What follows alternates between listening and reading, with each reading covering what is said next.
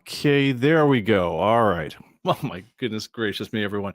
Okay, hi, welcome to the ComicBase live stream. I go away for a couple weeks and suddenly I forget how to do this stuff entirely. Not that I was ever particularly good at it. I'm Pete Bickford. I'm your host for the next hour or so, give or take. And we're going to be talking about all things comic and comic basey related. Thank you for hanging with me while we figured out how to work with the various technology that we're always messing with here over at the show.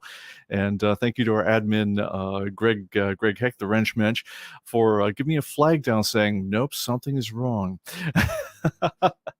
Anyway, welcome everyone. And we're going to be talking a little bit about things I learned at the National Association of Broadcasters show in Vegas, where I was out the last week, and giving a little bit of an update on things that are new with ComicBase, but not too much because honestly I've been gone all week, so that we haven't had a chance to do that much with the program. But we'll talk a little bit about what's going ahead, answer some of your questions and so forth. So please post them in the chat to @ComicBaseTV, and we'll hit as many of these as we possibly can. I want to give a welcome here, by the way, to Thomas B. From Fairfax, Virginia, 67 degrees. I think everyone around the country right now is just having great weather. It sounds like we've hit spring in all goodness. So Mike Beam from the Pacific Northwest, Oro from out in Minneapolis, Fred Sloto, welcome from West Virginia. Mike apparently is talking about to stay at the Luxor. Oh man, I'll have some thoughts to share about the Luxor in a minute. Hilarious Library from out in Southern Indiana, the Wrench Mensch, Greg Hecht, Ed Billiot from out in Richmond, California. Is everyone's temperature right now 70 degrees? Jet City Comics is here. Welcome. Tyler T. from Albany. Oh, man, that's one of the stomping grounds. I spent a lot of years in Ithaca, New York. My dad used to run the food service for Cornell University up there when I was a little kid. Let's see. We got Brian Price in Denton, Texas. And Xanadu Comics from Seattle. Right. Welcome, everyone. All right. Well, and Jerry Fox here from Eastern Tennessee. All right. So, yeah, let's get to it here. Just a quick set of notes on things that are happening in comic-based world. First of all, we crossed the 950,000 level for pictures about a week ago. We've now spent the better part of a week doing nothing but compressing the big picture archives to accommodate all those and somehow squish them onto the Blu-rays and DVDs and all the things that they need to get onto in physical format. So if you're looking to for some reason download all of that at once, you can now get to the full picture archives. They're complete as of about Monday night, very late would be when you'd want to have gotten the downloads on these ones. But all 957,000 plus pictures are on those ones right now. And we're also going to be trying to keep the quick start pictures updated every week now. This is aspirational at the moment, but we think we can do it because we're starting to change up the way we work things on the back production end over here. So what that means is that we're hoping very much from this point forward, whenever you download ComicBase for a new computer, you're setting up from wherever you are, that if you simply download the quick start pictures, you're going to have all the pictures as of the previous week. And then if you simply download the week's update, you'll get everything else that would catch you up with the current day, no matter what you start from. So that is definitely the way I would suggest going forward to. We're starting that effort now. Let's keep us honest as we go forward and tell us if you have problems with that. But we're going to try to make that part of our regular process so that we really get very aggressive about keeping all the quick start picture archives updated all the way through.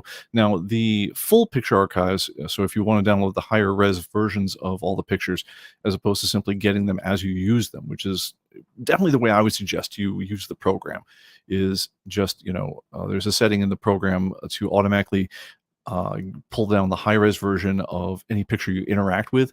If you do that, you actually get the highest quality picture we can give you as well, because those ones aren't bounded by the size of a physical disc. But if you want to, for some reason, download the, as big a pictures as we can fit onto the physical media, if you want to do that, we're still aiming to push those archives out about once a quarter, because it's just so intensive to get those prepped and so forth. And honestly, I think we're moving into a world where we're going to be de-emphasizing the physical media. More and more of the customers are really just, they don't have optical media in their machines anymore. It's a little bit of a headache, frankly, because even though we have access to where the next magical number for us is going to be 1 million pictures, and we have them at really quite good resolution and things like that for a great many of them. The fact is, even on Blu-ray, we can't push them out at the level we'd want to, but you probably don't want the super high res versions of every picture of that million, because if you tried to look at them all, it would take a lifetime. I mean, well, it'd take months at least if you spend about a second per picture just looking at them all. A better way to go is a feature that we added to ComicBase a little while ago, where we automatically give you the low-res versions, like the thumbnails to everything, so you can see what the different covers look like at a glance. And the second you click on one, or the second you interact with it in any real way, it takes under a second, and it pulls down the higher res version as you go to interact with it. And that gives you really the best of both worlds, in that it doesn't clog up your hard drive with lots and lots of files you're never actually going to see, but at the same time, it gives you all that breadth of seeing, without any delay, what the different covers will look like, and then just simply interacting them in any way, pulls down the high-res version. That's really the way I would suggest installing ComicBase on any new computer that I would be working with going forward. You might have specialized needs you might want to pull down the more traditional higher-end pictures right away, but I wouldn't advise it for most people. I would really stick with the download on demand is really probably the way forward as far as that goes. But anyway, that being said, all the pictures are updated now, so you can get them now, and that is good to go. Other things that are interesting. Let me see here. Oh, by the way, and this is probably a little bit of a biased check right now, but can I get a quick thumbs up or down on the sound? Because I'm using a new microphone right now. This is one I picked up at the show. This is the Sony C80. It's replacing my much loved, vulnerable Audio-Technica 4033, which is the large diaphragm microphone that I was using beforehand. Still one of my favorite vocal mics for recording vocals. This one, I think, has a bit more definition to it. It doesn't have the really warm announcer voice thing going forward that the 4033 does, but it seems, to my ears at least, quite a bit, it seems like it has more definition to the vocal performance. So hopefully it doesn't come off as super thin, which is the other way you could say that. Okay, looks like we got some sounds up. Okay, all right, well, that's good. All right, well, let's get into it. So last week at I took kind of a harrowing journey to get out to Vegas, where I finally, for the first time in about 4 years, went back to the National Association for Broadcasters show. This is my favorite trade show that I used to attend the Consumer Electronics show because I would do a lot of consulting for that neck of the business. I went out to NAMM, I believe, once, which is the National Association of Music Manufacturers show, where basically if you just want to oogle expensive audio gear and cool guitars and things like that, it's a wonderful way to go. But honestly, just other than just being a player, it's hard to justify the trip on that one. But the NAB show, there's so much intersection between the audiovisual worlds, the broadcasting world that we're doing right now, and just being able to put on any kind of audiovisual performance, that it's a really great way to learn all about this stuff. I used to go out there, honestly, if all you did was sit in the Adobe booth and listen to the lectures of everything that was new with the Adobe suite that year, it was still a worthwhile trip if that's all you did. Now, the show obviously got impacted by COVID. It was shut down for a couple of years. It returned last year in a much diminished format, with just imagine you're going to do a trade show like this. It's like, okay, so I'd like you to tell me about the new features. It's like, yeah, ridiculous. I mean, no one should ever try to do a trade show through a mask. That was not going to happen, and it sounds like it largely didn't. But it was back this year, and in the Las Vegas Convention Center, I gotta say it was quite diminished from what it had been. It was about half the size. It used to fill the North Central and South Halls, both floors on the South Hall, and it used to take solid 3.5 days just to see everything. Especially if you spend any amount of time talking to the people at different booths. One thing that was really great about the NAMM show is that you can actually go out and talk to the people who devise the different features of different recording gear, or different software that you worked with, and ask them in really in-depth questions about how things were working and how you put particular solutions together. And it was a great way to really learn from the horse's mouth on all this stuff. This year, it was, it was good. It was, it was still big. It's a long show. Uh, I talked to a couple of people after the first day, and we both walked about 10 miles just doing the show floor on our Fitbits. And that's pretty typical for a show of this size. But the difference is this year, I kind of got through it in about 2 days, and that was double checking with pretty much everything I want to see, and having long discussions with the people at Sennheiser and all those folks like that to really, ask all the questions you really want to see. And that gave me a couple extra days in Vegas, or, to do other things. And so, good, but not great, I guess is the way I would characterize that. And now, one thing that was interesting is, having been away for a couple of years on the whole thing, it was easier to see what the themes of the show were, in terms of what's different, what's changed. And I'm going to say, oh, by the way, also worth noting, and I put down here, is this was the 100th anniversary of the National Association of Broadcasters. So they were trying to make as big of a noise as they could with the show. But even then, I'm going to say it was much, the volume was turned down quite a bit. Themes for the show this year definitely were AI and PTZ cameras. From a technical standpoint, NDI, which is a way of streaming video signals around wirelessly, and to a small extent, if you get virtual production. So in other words, if you guys have ever heard about the volumes, which is essentially a video wall that you can sync up. They use it on things like the Mandalorian to provide digital sets. Those, I think, were the big technologies at the show. If you didn't, with AI, I'd say, if you didn't have AI for real in your project, you faked it, or at least you put it in your marketing brochure as if you were doing something with AI. There were a couple people who legitimately were doing AI, particularly with things like media asset management, where you could take all the footage you shot in 2022, run it through this ginormous library utility, and would figure out, okay, all right, yeah, I'm going to tag all the episodes where a car wheel is going by, or that featured a BMW logo, or various things like that, where it could recognize faces, and mark all the footage where this particular actor appeared on screen, and do your asset management like that. There was some very cool stuff like that. There was a effects processor from Krotos, is I believe it's called the Weaponizer.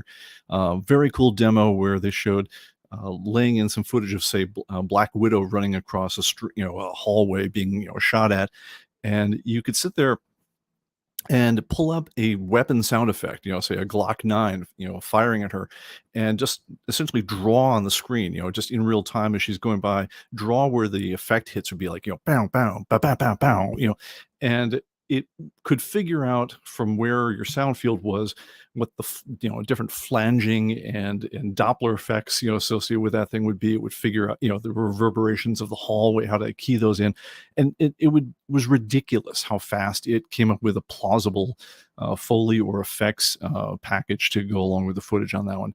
That was pretty neat stuff. There were other things that weren't really AI at all, but which people were calling AI. The big one on that one, I'd say, is text-based video editing. Adobe was featuring that in the new version of Premiere, which is coming out. The idea being that if I want to lay in video clips of, say, an interview show I'd be doing, I could say, okay, well, here's speaker number 1, here's speaker number 2. It would automatically transcribe the audio for from what they were, from what the audio track was from the interview, and that's an old trick. It's known how to do that for a while, but the new part there, and a number of people are doing this one, and I'm not going to even say that Adobe was doing it particularly well, is that you could put together your final video cut by essentially word processing the transcripts together. So if the first speaker is saying, hi, it's an honor to be here, I'm accepting the award for blah, blah, blah, you could start with that part right there, copy it, paste it down to your final track there, and it would copy the linked video track into your final assembly cut, and do the same thing with other speakers, and it would switch in their cuts and so forth. Now, handy enough for coming up with quick interview cut edits, but honestly, I'm not sure if it was a big time saver the way it was currently architected. What would be, and if Adobe is listening to this one, what would be an amazing time saver for something like this is in interview cuts in particular, there's always these weird little pauses. There's the the things like that. And they're pretty good at putting little dots when someone starts saying something and then doesn't really pick up the thought for a few minutes. And typically, when you're editing an interview, you want to tighten all that stuff up. They'll mark that stuff out, but they don't provide any kind of, find the ums and just lose the ums or silence the ums. And they're not doing anything to assist you with smoothing over the video at the same time. So, for instance, one thing I've noticed is that when people kind of go into an loop, I certainly do this, because you're thinking about stuff and I want to. What am I saying? You tend to kind of freeze up your face. You tend not to gesture wildly at the You're really starting to say something, and you kind of freeze while you do your and then you continue the thought, and it's almost like you come out of vapor lock. What would be really nice is if there were some kind of move where if I'm editing all these little vocal pauses out of everything, it does something that I can edit the sound on that one, and it looks for a way to not have the next cut be really jarring where one point my hands are down here, and the next thing is I come out of the and my hands are there. Because that, if you see the cut video, bizarre as anything. You'll really wonder what the hell what is happening with the interview, and as a result, you don't save any time if it's not automatically taking problems like that out of the mix for you. If you are used to being a sound editor, for instance, you might know the concept of transients. So, all sound is basically a big waveform. It goes up, down, up and down over a certain baseline. And one of the things that even very early tools like Pro Tools did right at the very beginning is at the point where we're starting to edit sampled sound is it would automatically make sure, because whenever you've got a sound that was at a certain level and I chop the sample and I'm going to lose this part of the sample, you don't want it to come in wherever you're starting up on. You want that sample to be somewhere along the same wave path as the previous one. Because if you suddenly go from over here, on the volume scale to over there, down on the whole thing, what your speaker reads that as is you just get all the time. If you don't, make those things go to baseline, right during the edit. Now, the good thing about audio is typically you're sampling at 44,000 or 48,000 samples per second, and so you got a lot of room there to get those things transiented down to the baseline when you do your edits. And going back to the 90s or even below that, all the audio software that you've ever used has automatically done that adjustment for you. You've never known it was a thing. Even if you were going to go and edit in at the sample level, so a 44,000th of a second, it would automatically be doing that transient correction for you. They need something like that with video, and there you don't need to do it at 44,000 times a second. You need to do it at 30 times a second, but you need to do something to smooth out the audio to mix in with the video. Otherwise, all these kind of like text processing of video, and people love the idea of like, I'm going to word process my interview, but unless you can make the audio make some kind of sense in line with the audio for the finished performance, it's just going to come off as weird. So that would be my feedback to Adobe on that one. Other things that were going on though, PTZ cameras. So PTZ stands for pan, tilt, zoom. If you see a security video, it's the camera that's always mounted over the door, that when someone's coming to the door, it can like and focus in on the person who's there. Now that's how it exists in security footage. In audio production, typically what you're using it for is in lieu of those 2 or 3 other cameramen that, if you imagine an old TV studio, there's always, 3 cameramen, focusing on the host or the guest or whatever else, and they're always dollying in and, pulling back and, and refocusing on another guest and so forth. Typically in smaller productions, you don't have those 3 cameramen and with the guy in the booth calling shots, take 2, number 3 dolly in, take 3. You don't have that going on. So with something like this, you've got me and a little switcher board. What would be very nice on the other hand, especially if I want to do something like saying, and I drink, Diet Sunkist, you'd like there to be a camera that you could point in, or if I want to show, my phone or something like that, that I could say, okay, and take 2, and that would be a pan tilt zoom camera, which would be zoomed right in on the object I'm holding up right now, which would be auto focused in, which would be exactly what I want to show you at the time. We wouldn't be doing this nonsense where like I try to get it to catch focus and I come back, which at this point, having done that, I'm just gonna hit my camera, make sure that I don't, I restore focus even on my own face. But you can have much more sophisticated productions if you've got essentially a couple of spare camera angles ready to shoot in the studio, and you can just simply say, okay, and now I'm going to take my camera, pan tilt zoom number 1 or pan tilt zoom number 2, and zoom straight to those.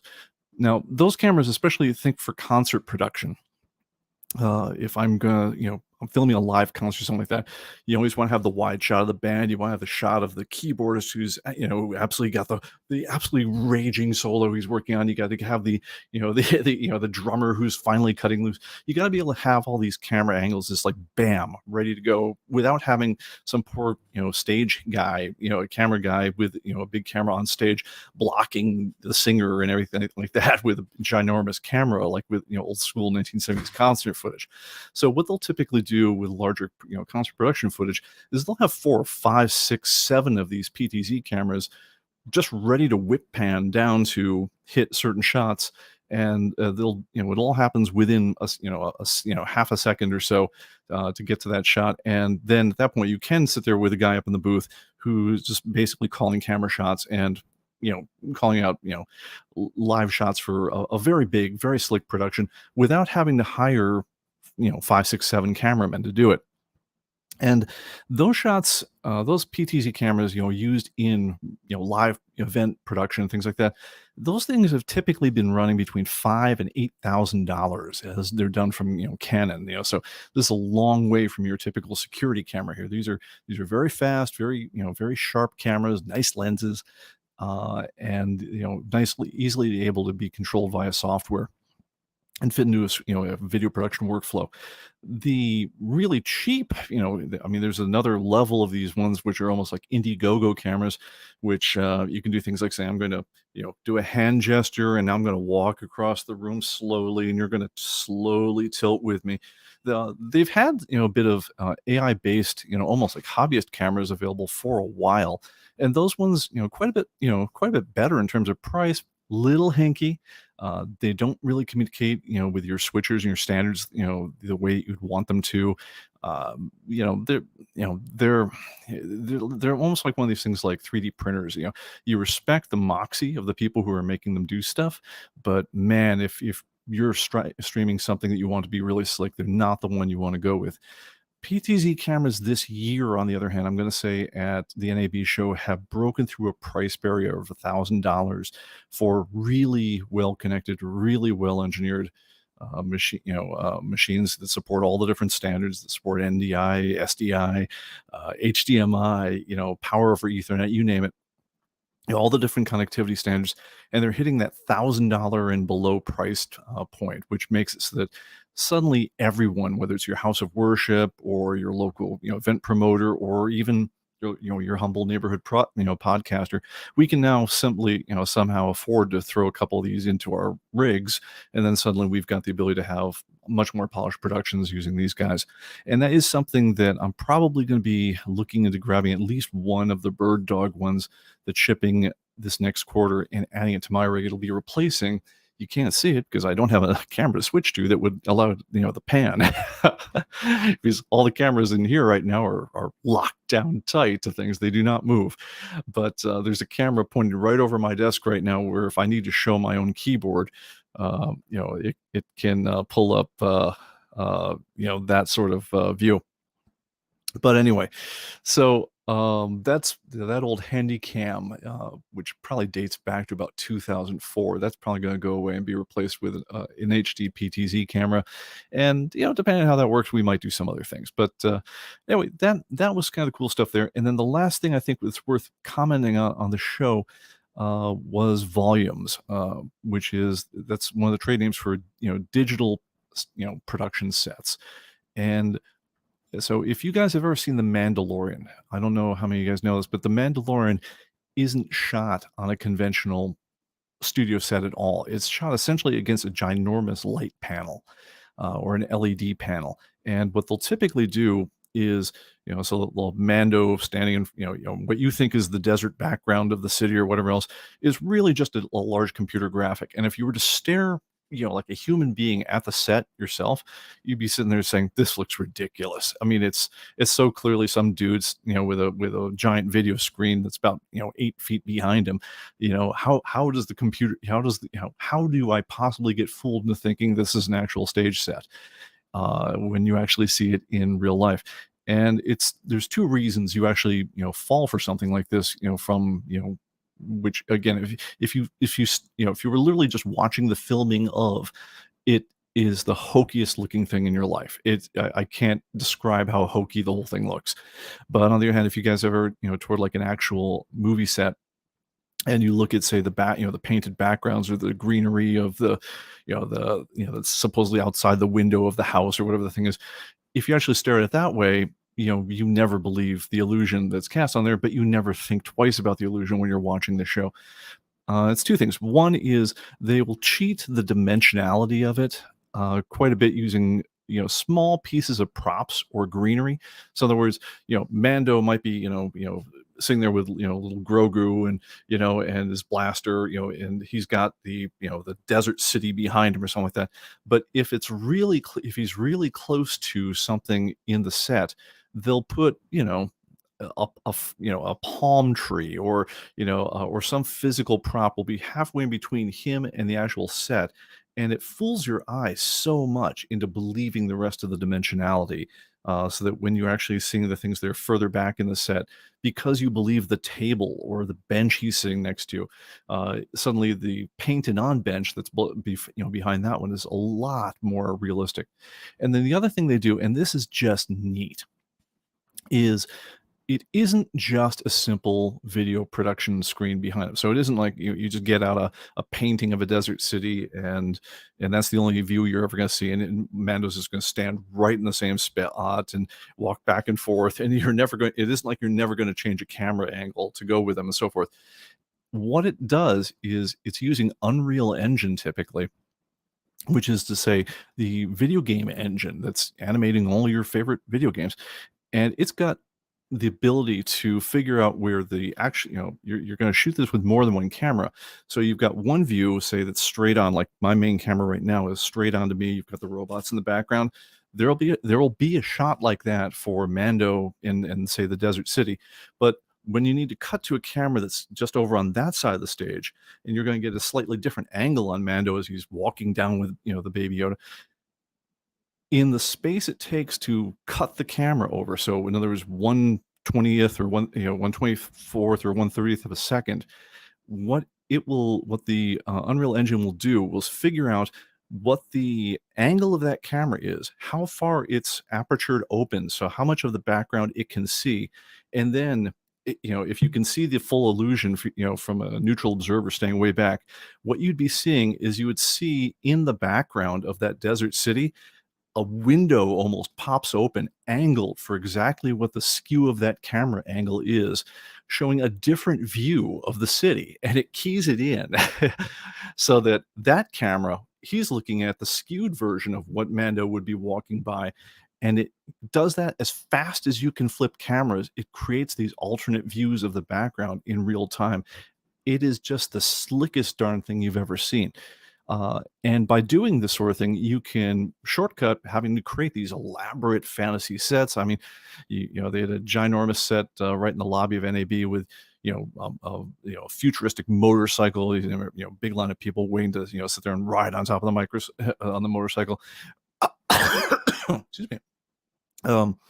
Or in the meantime, they'd be having all these fantastic sets behind them, which then they could cut between camera angles, and you've got the real person writing a real prop, and so that part, fits the eye.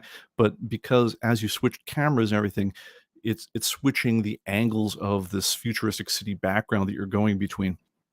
You absolutely, when viewed through the program monitor, in other words, the output of the main production camera, yeah, absolutely believable. But when you're actually watching it in real life, absolutely unbelievable. So it's neat stuff. It saves you a fortune on creating sets. It lets you do things that you could never do in real life. You don't need to hire a million background painters. You don't need to, you don't need to, switch locations. So if you've got the ability to shoot against one of these, they're called volumes. You can do amazing things, but to even rent one of these things are, as you might guess, fantastically expensive to work with. So, very few numbers of studios can work with them, have them set up in a particular way. There is a place out in Nashville that has one right now. Um, but there's a couple others, but the rentals on these go about $50,000 per day to shoot in front of one of these guys. And if you want to set one up for yourself, the asking price on these starts right around $1 million. So to get the whole thing going, up and running. So it's not a cheap production tool whatsoever. But if you've got the ability to, this is, I think, going to be where a lot of things move in the future in terms of the higher end video production. So, pretty neat stuff.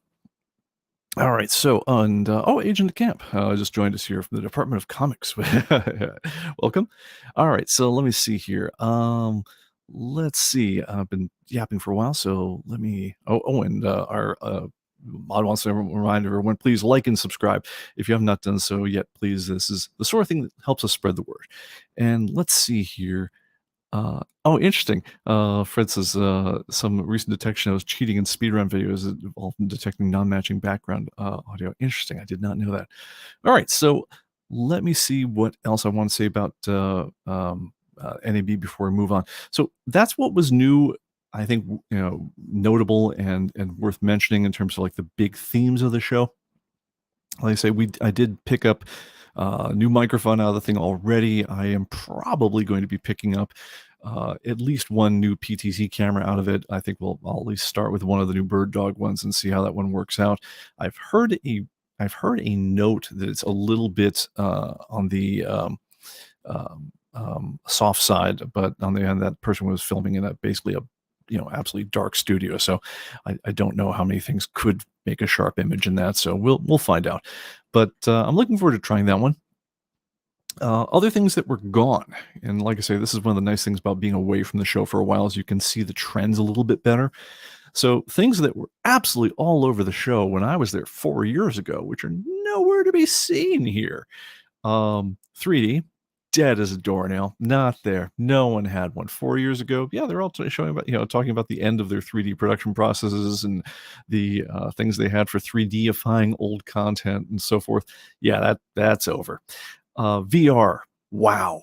VR has had its moment and no one cares anymore. At least based, judging on the NAB show, no one is trying to get people to, create their new, 360-degree immersive, soundscapes or new storytelling things. There was one, I had a chance to talk to the fine folks over at Sennheiser and Neumann, where I finally got to try a U87 for myself, which is like a $3,000 microphone, and sit down and, with some very nice headphones on and, and try it out and so forth. And I concluded that, yes, this is very nice. And I still can't justify it. But anyway, they had one sad looking microphone. You could practically see the dust on it, but it looked like it was like almost looked like I've got a dog toy that looks a lot like it. It's basically like a big rubberized hex, a hexagon or something with about 1 million microphones pointing in all directions. I remember this from 4 years ago. This thing was the belle of the ball because it was a 360-degree audio gathering utility. So when you're shooting your VR production of swimming with dolphins or whatever it was, no matter where you looked, you could get the appropriate audio for it. Man, no one was working with that stuff anymore. So yeah, the VR thing, it has had its moment, and there was whatever's going on with it. It had no heat at the show, I'm going to say. The other one that really surprised me is cameras in general. No one was showing anything particularly interesting. 4 years ago, there was everything from, what's your brand new drone-based camera? What's your brand new GoPro? What's your brand new high production studio monitor, studio monitor camera? The big ones, that come with their own dollies. What's your new 6K box camera? And yeah, there were a couple of offerings, but no one had anything that was, getting any kind of buzz whatsoever at the show. So, it doesn't mean that they're not, making cameras anymore, but it was hard to make news by making a camera at the show. And so as a result, I don't think anyone was doing it. I'm going to say there's a couple of things that I'm going to mark them as just in transition. The biggest one I'm going to say is streaming tech. So obviously, we're streaming right now, right? Everyone's interested in it to one extent or another. 4 years ago, you had big studios who were trying, streaming was like, it was like the way AI is at the show this year. Everyone had to have a story about it, even if you weren't doing anything with it. And so you always had to be talking about how you were going to, stream your content, how many, how you were going to stream old libraries, what your production process from moving all your assets for your reality show, between your LA shoot, place where we're going to be doing the edit, and the, shores of New Jersey where you're doing your raw shooting, or whether it's, how those, media files got moved and so forth from the 23 different cameras that you had, monitoring all the antics of the wacky bunch that you were filming. All that stuff was all over the place 4 years ago. Now you really got the feeling it's like, yeah, everyone has got their streaming story figured out and they're just not that interested anymore. With the exception of, there are some older companies that were busy doing other things, such as video production monitors or recordings for DSLRs and so forth. So Adamus is one of the main companies for this. They were getting into the streaming game, oddly enough. And you're sitting there thinking, wait a minute, what? You guys have no background in here from a hardware or a software, end of things. Why are you getting into streaming? And what they were doing essentially was repurposing some of their tech into more of a streaming workflow for how you could cut together a remote show, something like this or whatever else. Or let's say I had an intercom channel where I'm, which actually would have been very nice, to talk with the crew to say, hey man, you still got a still image, showing on the front of it. I could have in theory had if I was using Adamus as Cloud Studio, I could have had an intercom channel in my ear where my producer could have been yelling at me and say, hey, you got to move this thing off from there to there. They do had some interesting options going on with that.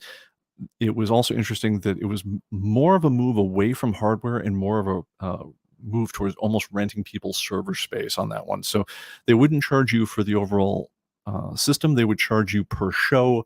So let's say $8 per show, depending on your number of subscribers, just to use the service, and that was going to be a new revenue model for them. So it'll be interesting to see where that goes from. It really feels like the whole thing was just in transition.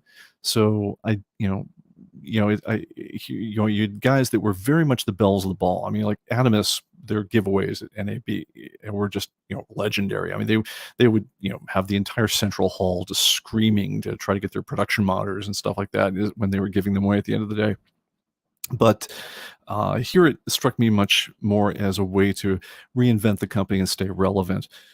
There were some other interesting things where you had people who, for instance, were making little, switchers or things like that, where suddenly say, okay, yeah, we have a little 4 production switcher, but now it also streams. It's like, okay, it's not bad, but it feels Johnny come lately to places like YOLO Box or Black Magic. So yeah, that was my take on that one. But anyway, I think that's all I want to say about that show. Jeff says, very sad about the VR news. Thomas B points out that Apple believes otherwise. I hear, we'll see, man. Like I say, it's by the way, Apple was not the show at all. Sony was, but no Apple presence, and the Adobe presence was much diminished. Like I say, they used to have a pavilion where you could just sit down. It was one of the few places you could sit down and just watch anything during the entire show, and it was like going to college. I mean, you could just sit there and just learn by setting your butt down, and every half hour they'd have some amazing production guy talking about like, "Oh yes, in this award-winning show of ours, this is how we use Adobe After Effects to create the visual effects for, say, True Detective or Boardwalk Empire or whatever the thing was," and they run you through all the plates and how it all how the comps came together and how you wove together this entire Adobe suite of tools to make this magic happen. Man, this time out, with the exception of showing off their Premiere video, text-based editing for video, and lots of space for a thing called Frame.io, which is a video production work flow, which again is getting into, we want to charge you on a subscription basis to use our servers. Other than that, they were essentially negligible. It was really really something. But anyway, all right, moving on. Vegas itself. I am usually like the number one tourism guy for Vegas. I'm always telling people, hey, Vegas, wonderful place to get away, even if you don't gamble. And I'm really not much of a gambler.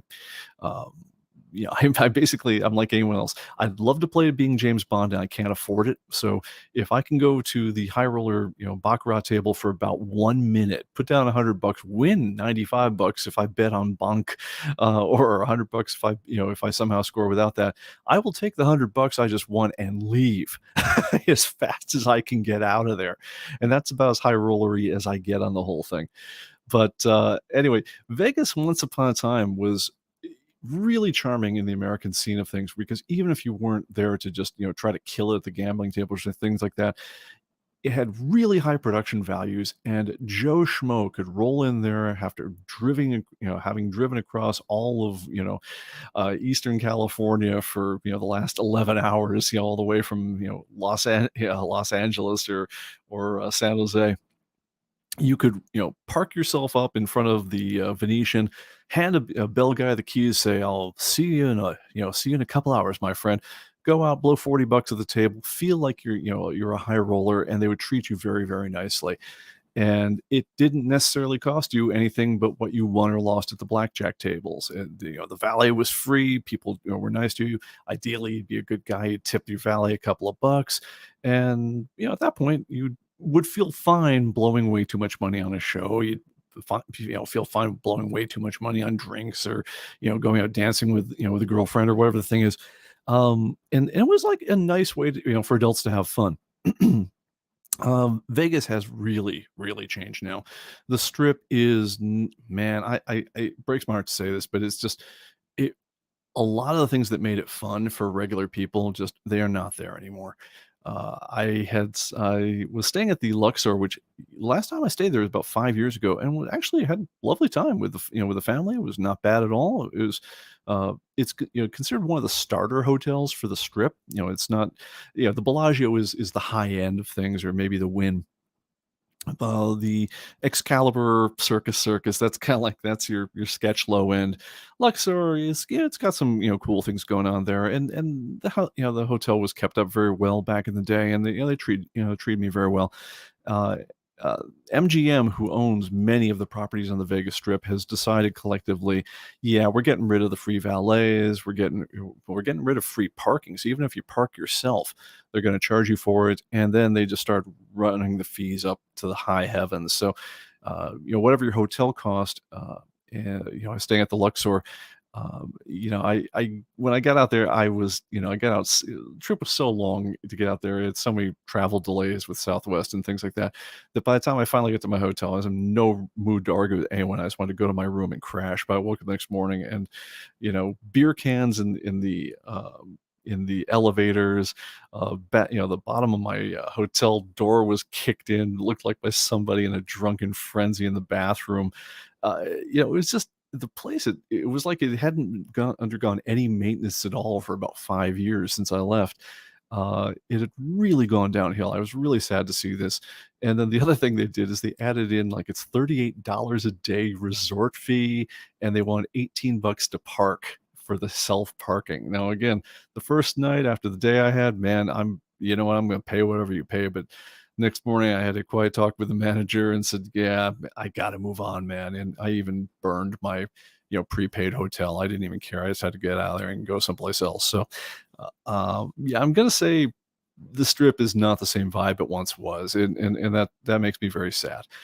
There are still a few places that will still treat you nicely. The Venetian, I'm going to say, is the one that I feel like I really should have been at from the word go, because even though you pay a bit more for your room, they do treat you nicely. They still let you park, and by the way, the valet parking at the Luxor was $50, and it was backed up all the way to the boulevard with two guys sitting on their butts, not really working very hard to do much of anything. It was clearly if I wanted to valet park, it clearly wasn't going to happen on any level, and it was still going to be $50. So yeah, and that's changed, man. So I don't know how much I'd be looking forward to staying on the Strip if I were doing it all again. Um, but anyway, thinking on the bright side, I hear the Venetian's nice. I hear the Cosmopolitan, treats you well still. But beyond that, I think I would probably, if I were doing this again, just not go down to the Strip, which is sad because that is fun. But I do want to end on one really nice thing about the entire Vegas experience, which is to say there is a new pinball museum, and there was an old pinball museum that used to be in there. It has expanded. It's out by where the Fry's used to be, if you guys know where that is. Fry's Electronics, unfortunately, is gone. Fry's Electronics used to be the coolest electronics store on the planet, and wherever they set up a store, they would always theme it according to something cool and local. And the one that was in Vegas was the front of it looked as if it was like a giant slot machine. Unfortunately, the Fry's Electronics store hit on hard times after a number of years, and they are no more. And right about where they are, though, on the other hand, is now the site of the Pinball Museum, where you can go in there and change yourself out $20 or so, or however much you want, and play 700 different pinball games and even some old video games, going back to, I believe, the 1920s. Just unbelievable stuff, and it goes from like really, really old-fashioned ones. They have a couple of pinball games that literally they've made two of in the entire world, and they'll have one of them. But basically anything you've ever heard of will be there. Lots and lots of ones that, if you ever played it like an old bowling alley as a kid in the 60s or 70s, you will see a lot of old fabulous memories back there. And it's for the price of a quarter or several quarters on the new ones. As much pinball action as you can stand is yours to be had. And in the meantime, of course, they have about 2 or 3 techs running around constantly, trying to keep them all running. So God bless those guys. They're doing the Lord's work. They're providing pinball goodness for everything. There is no fee to get into the Pinball Museum, and absolutely. If you're in Vegas, I'm going to say that was the gem of the trip. Well, actually, I'm going to say there was one other gem of the trip, and if you guys haven't heard of this one, I'm going to just give them a free commercial. When I went to go rent a car, I was looking at what Vegas, I'm used to, has always been like very friendly to tourists, and I was really surprised when the suddenly wanted about $400 for the week to rent like a Nissan Altima, just like your generic-y, car rental. And I was like, man, really? Vegas? Was it gone up that much? Is there no other way? And so I started looking around for Vegas rentals, and suddenly I see a note for something called Turo. It's willing to rent me cars for like half the price. And better yet, they'll rent me like a Ford Mustang convertible for like 20 some bucks a day. And I'm like, what? So let's see. I could rent a Nissan Altima, your generic-y, most forgettable car ever, or I could be tooling around Vegas in a red Mustang for half the price. Yeah, that was a hard one. So once I figured out what a Turo was, and what Turo basically is it's basically Airbnb for cars. So if you've got a car that you, for some reason, you're okay with renting out for other people to drive, you can put yours up on the service, and they'll take a cut, but then they'll rent out. And there was a company in Vegas called LV Drop Top, Las Vegas Drop Top. I give them my highest possible recommendation, because I got to say, probably the funnest thing I did this entire trip was just driving around Vegas, open air with the roof down on the Mustang convertible, which is a fabulous car. And though, yeah, just to show you what a different world it is, when I was paging through the dash controls on this one, it was going back and forth, and you got the usual thing for like, okay, this was what's on the radio, this is your speedometers, and then you get to like things like, and here's how many lateral G's you're pulling, here's the performance of your braking system, and it was all these things to be labeled for track use only. But I'm thinking, How do you know whether I'm on a track or not? So, good times, man. And again, it was, I want to say it wound up being like 24 bucks a day to rent that. So, when I was dropping the car off at the end of the trip, there was another guy who was just returning his blue Corvette. And you've never seen two sadder middle-aged men returning cars in our lives. All we did is say like, oh man, can't believe I have to return this one. But yeah, that was the funnest thing ever. If you guys are in a position to on your next trip and you want to do something fun, Turo, man, I check with your insurance, make sure that it covers it. Mine did, but absolutely, I gotta say that was fun. So, all right. Let's see what we got going on here. And Age of the Camp says, you didn't visit any comic shops? Ah, of course, I visited comic shops and record stores and things like that. But I've been talking so long on this thing, I figure you guys are not interested. I did not get out to, oh gosh, what's the name of the giant comic guys out in Vegas who basically have aircraft hangars full of old comic books. They always show up at conventions. And they're the guys who they had so many copies of Batman versus Spawn #1, we had to adjust the type of of data storage we use in ComicBase to be able to account for more than 32,767 copies of that single comic book. I forget their names, unfortunately. I did not visit them on this trip, but I did on a previous one. All right, let me see here. Oro says, "Oh, for a wood rail spot card or any wood rail you're talking about the pinball machines of 50s or 60s." Yeah, no, it's funny, and it's playing the different games and everything. It's amazing how much better pinball games have gotten. I mean, they're cool and they're fun in the old days, but man, the tables these days, they can get really fast, they can get really slick, and there's some great design. I mean, if you play like a couple dozen tables in a day. And at that point, by the way, your head's exploding just from the bing bong, bing, bong, that thing. But you start really appreciating great, pinball design. And man, some of the new machines are just amazing. I'm going to absolutely give the highest possible recommendation if you guys ever get a chance to play the Rush pinball game. Not only great to play something with, cue up you can actually choose the music track, before you even start playing, and they'll be interleaving video and everything else of, and odd jokes from the band as they're going. But not only that, just a brilliantly designed game. Don't recommend the Foo Fighters pinball to nearly the same extent. But yeah, no, the old machines, the old pinball machines are great, but man, the new ones are spectacular. All right, and Thomas B says, yeah, I'd be all over that place. Yeah, man, agreed. Pinball Museum. At some point, I'll dig us some pictures and maybe post them on the blog or something. But yeah, definitely worth going. All right. Let me see here. So I gave my tips, my good and my bad. All right. So last thing I want to get to, I guess, before I get out of here is I did want to answer publicly one question I got right before the show, which is someone's asking in ComicBase. So if I have view only new or owned items, what happens if there are no non-variants? All right, and hopefully, let's go switch over. Wrong one. Sorry, I got to get to the right computer and switch because that computer went into screensaver mode. All right, here we go. All right, so what he's talking about here, and let's go to a more modern title. Let's say Tim Drake.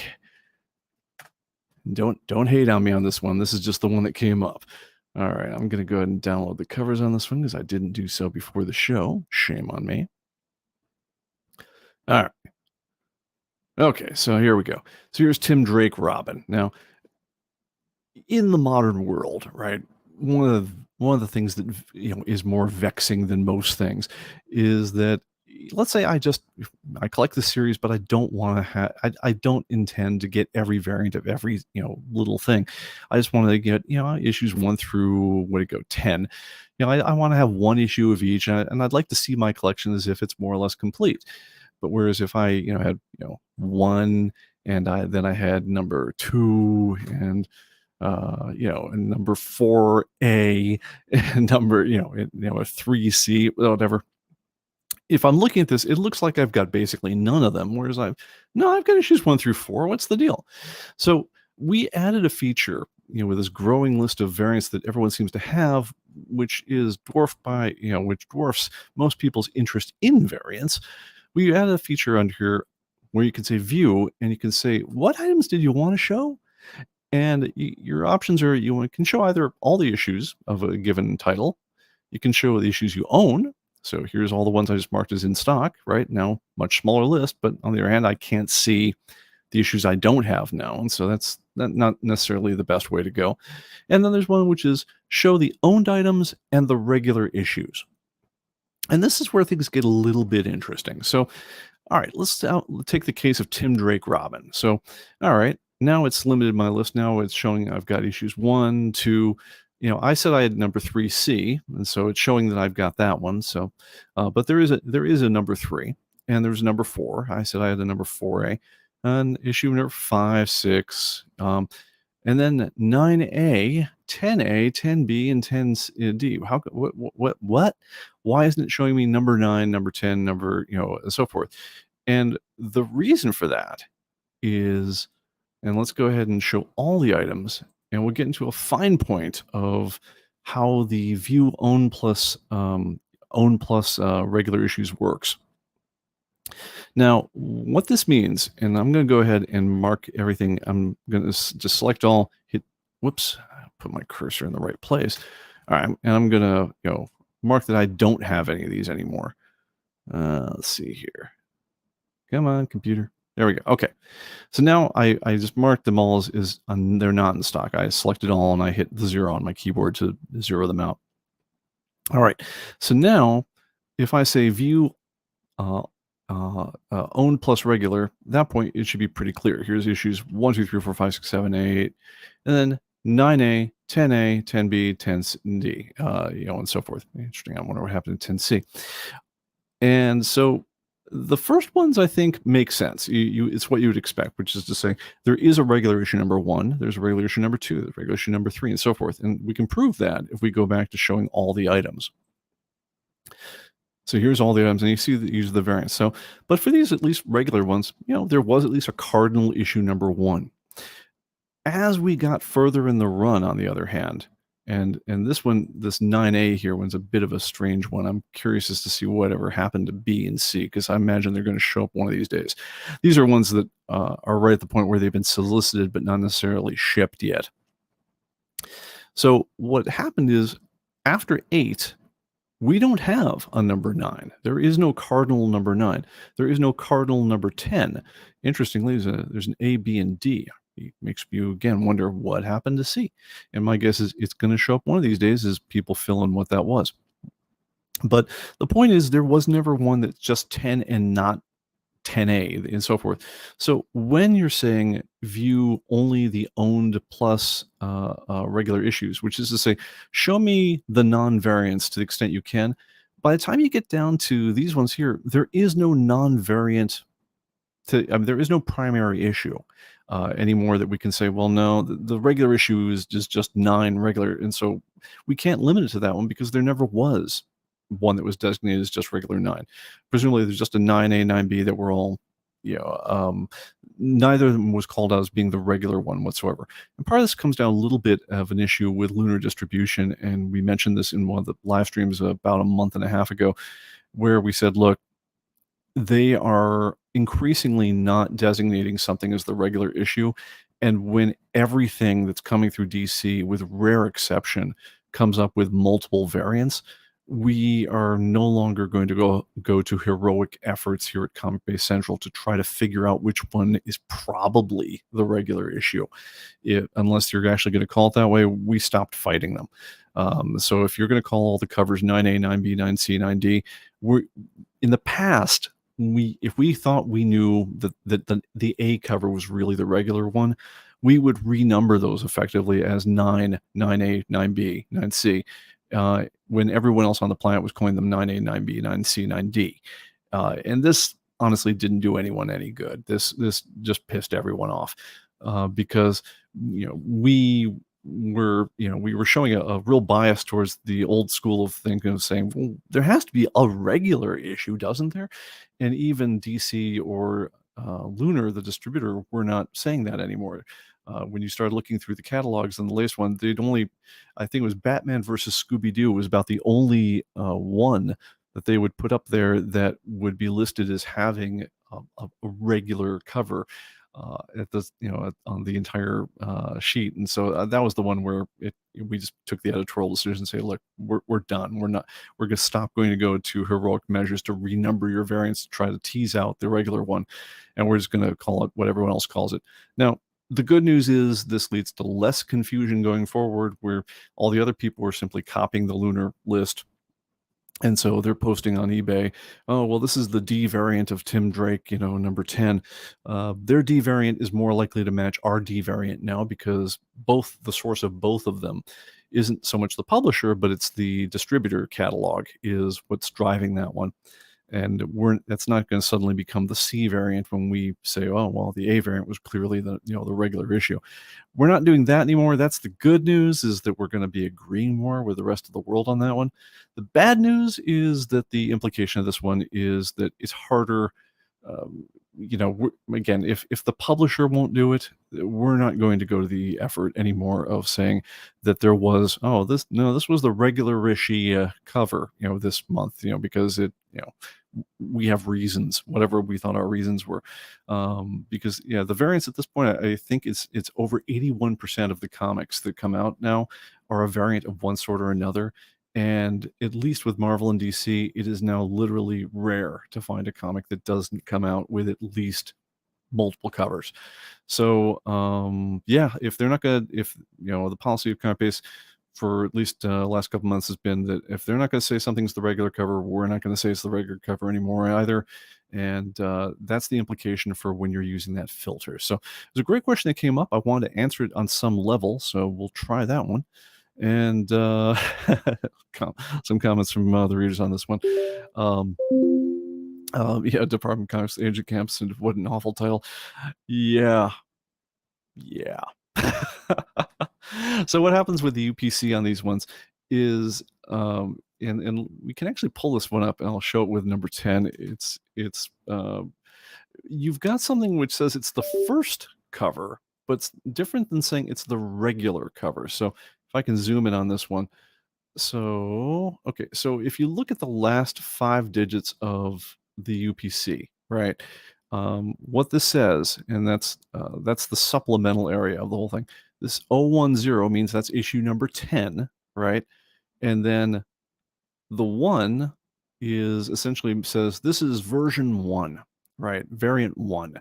And then the next one is meant to be printing number 1. And that's how they're supposed to be used. And that works perfectly fine for at least the first 9 variants, and after that, all bets are off. And at that point, they use the digits however the heck they want.